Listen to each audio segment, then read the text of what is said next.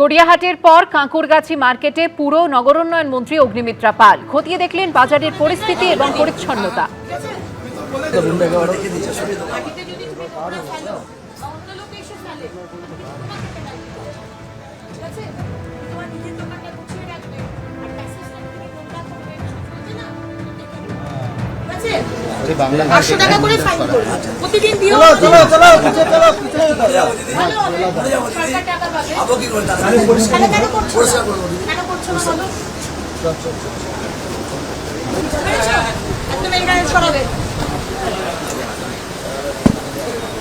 শুনতে পেলেন?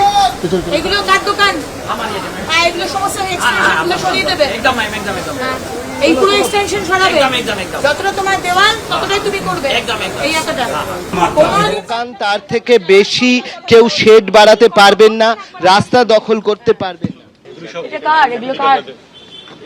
জায়গাগুলো ম্যাডাম ফাঁকা থাকলে কেউ মালপত্র রেখে দেয় যাতে না এনক্লোজ করতে পারে সেই জন্য ওরা রেখেছে। আপনি এইসব করবেনও না, করতে দেবেনও না, এগুলো তো করার কোনো স্ট্রাকচার নেই আমাদের প্ল্যানিং এ। তাহলে এগুলো কেন বানিয়েছে? এগুলো সরান। না না না, গ্রিল ফিল দরকার নেই। আপনি ড্রেনেজ সিস্টেমটা দেখে নিতে হবে। নালি যে বললো ওই ডিমওয়ালা যে জল জমে, সেটা জল জমে কারণ হ্যাঁ, তো সিভেজ নালি ঠিক হচ্ছে না, তাই জন্যই আজকে জল জমছে।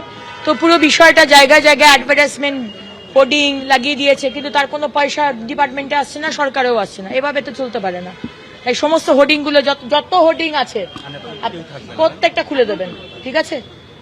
মার্কেটের ভিতরে, মার্কেটের বাইরে আমাদের টেন্ডার হবে, সেই হিসেবে হবে। যারা পরিষ্কার করে সাফাই কর্মী, তারা একটা এজেন্সি থেকে, তারাও নাকি ডিউটিতে আসে না। এইভাবেই তো চলছিল 50 বছর, তো এইভাবেই চলেছে। কেউ অ্যাকাউন্টেবল নয়।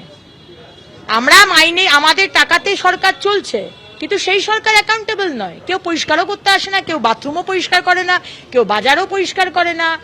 এনক্রোচ হয়ে যাচ্ছে, কেউ বলেও না। এটা চলবে না। যদি কেউ না কাজ করতে চান, অবশ্যই নিন, রিটায়ারমেন্ট নিয়ে নিন। আমরা অন্য এজেন্সি ডেকে নেবো, বলে দিয়েছি।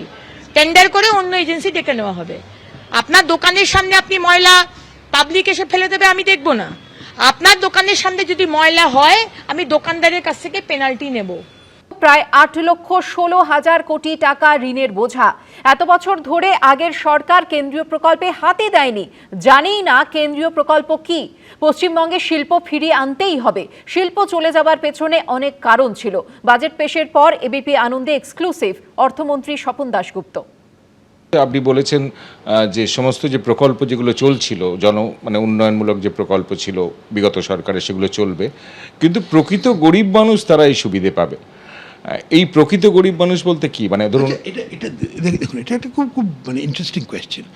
আমরা যে ধরনের এর আগে যে ধরনের এই জনকল্যাণকারী যে পরিষেবা যেগুলো ছিল, ওয়েলফেয়ার প্রোগ্রামসগুলো যেগুলো বলা হয়, কন্যাশ্রী বা এই ধরনের, এগুলো ছিল যাকে বলে ইউনিভার্সাল। মানে যে কেউ, তুমি রাস্তা থেকে গিয়ে একটা দিয়ে দিতে, তো আমার স্ত্রী গিয়ে 1,500 টাকা লক্ষ্মীর ভাণ্ডার পকেট মানি নিয়ে নিতে পারত। করেওছে অনেকে, আমি মহিলাদের কথা বলছি, আর পুরুষ মানুষও করেছে, সেটা আলাদা ব্যাপার। আজকাল যেটা করছে এটাকে বলে মিনস টেস্টেড। মিনস টেস্টেড মানে তোমার কত ইনকাম, তার সঙ্গে তোমার কি ধরনের সম্পত্তি, তোমার যে ওভারঅল পরিস্থিতিটা কীরকম, সেটা যাচাই করে তোমাকে দেয়া হবে। যার কারণে যাদের সব থেকে বেশি দরকার তাদেরই দেয়া হবে। এইটাই হচ্ছে নতুন রেজিমটা। এটাকে মিনস টেস্টেড বলে। চেঞ্জ করবেন সেটা? হ্যাঁ, মিনস টেস্টেড করে দিয়েছি আমরা অলরেডি। গরিব মানে কত গরিব, মানে কত গরিব সেটা ঠিক আছে। গরিব মানে একদম, মানে যে মানে একদম যাদের মাথায় টিনের চালও নেই, সেরকম না। ওই রকম এক্সট্রিম কেসে না। এখানে লোকজনকে ইনক্লুড করার জন্য করা হচ্ছে, এক্সক্লুড করার জন্য করা হচ্ছে না। সেটাই হচ্ছে একটা জিনিস। তাই এই যে এই ধরনের যেগুলো, সেটা অন্যভাবে জিনিসটাকে যাচাই করা হবে। বলছি, আপনি লাম্বার্টনিয়ার ফর বয়েজ থেকে অক্সফোর্ড, এই যে পড়াশোনা, যে বৃত্ত, যে বিষয়, তার সঙ্গে এই যে বাজেট, অর্থনীতি, আকাশ পাতাল তফাৎ। আপনি কদিন আগে নির্মলা সীতারামনের সঙ্গে বৈঠক করেছেন, অশোক লাহিড়ীর সঙ্গে বৈঠক করেছেন। এই অল্প কদিনের মধ্যে হঠাৎ করে একজন মানে সাংবাদিক, একজন ইতিহাসবিদ, তিনি হঠাৎ এরকম অর্থনীতির এরকম একটা বাজেট তৈরি করে ফেললেন। এটার এই মানে এটা কি মানে রহস্যটা কি এই কদিনের মধ্যে? না না, ব্যাপারটা হচ্ছে যে অর্থনীতি মানে আমরা যেটাকে পলিটিক্যাল ইকোনমি বলি, সেটার সঙ্গে তো ইতিহাসের মানে একদম একদম আন্তরিক একটা সম্পর্ক আছে।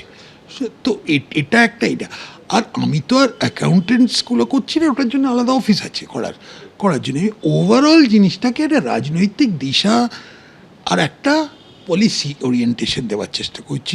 বিত্তমন্ত্রী মানে অর্থমন্ত্রীর কাজ না যে একদম মানে খুঁটিয়ে দেখা সব এইগুলো কাজ হচ্ছে ওভারঅল জিনিসটা ঠিক জায়গায় যাচ্ছে কিনা, কোন ডাইরেকশনে যাচ্ছে, পলিসিটা ঠিক হচ্ছে কিনা, যে তা করতে হবে। এটা একদম আমার কাছে টোটালি নতুন না। কেন আমি অরুণ জেটলির সঙ্গে অনেক দিন খুব ঘনিষ্ঠভাবে কাজকর্ম করেছি, তো তখন আমরা অনেক কিছু চয়েস হতাম যে কী করা উচিত কী করা উচিত না, ওই নিয়ে অনেক ডিসকাশন হতো। তাছাড়া এই সঙ্গে কথাবার্তা বলা ওনারা আমাদের মানে এনাদের নির্মলার সঙ্গে 2009 থেকে আমরা একসঙ্গে রাজনীতি করতাম।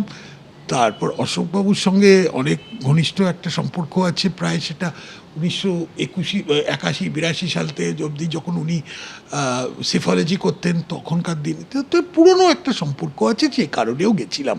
একটা এদের সঙ্গে কথা বলাতে একটা অ্যাডভান্টেজ আছে যে মানে নতুন করে নিজের পরিচয়টা দিতে হয় না। মেধাবী ছাত্রছাত্রীদের জন্য একাধিক ঘোষণা হলো প্রথম বিজেপি সরকারের প্রথম বাজেটে। সরকারি ও সরকারি সাহায্যপ্রাপ্ত কলেজগুলির যেসব ছাত্রছাত্রীরা প্রতিযোগিতামূলক পরীক্ষা দিচ্ছেন তাদের এককালীন 30,000 টাকা অর্থ সাহায্য দেবে রাজ্য সরকার। এছাড়াও মেধাবী ছাত্রছাত্রীদের জন্য একাধিক ঘোষণা হয়েছে এদিনের বাজেটে। রাজ্য সরকারি চাকরিতে 1 লক্ষ শূন্য পদে নিয়োগ, তাতে মহিলাদের জন্য 33% সংরক্ষণ। বেকারদের ভাতা দিতে ভরসা কর্মসূচির পাশাপাশি রাজ্য বাজেটে মেধাবী ছাত্রছাত্রীদের জন্য সোমবার একাধিক ঘোষণা করলেন অর্থমন্ত্রী। আগামী দিনে শিক্ষার পাঠ শেষ করে যারা কর্মসংস্থানের লক্ষ্যে ঝাঁপাতে চলেছেন, অর্থাৎ যারা বিভিন্ন প্রতিযোগিতামূলক পরীক্ষা দিচ্ছেন, তাদের জন্য এই দিন এককালীন অর্থ সাহায্যের ঘোষণা করেছেন স্বপন দাশগুপ্ত।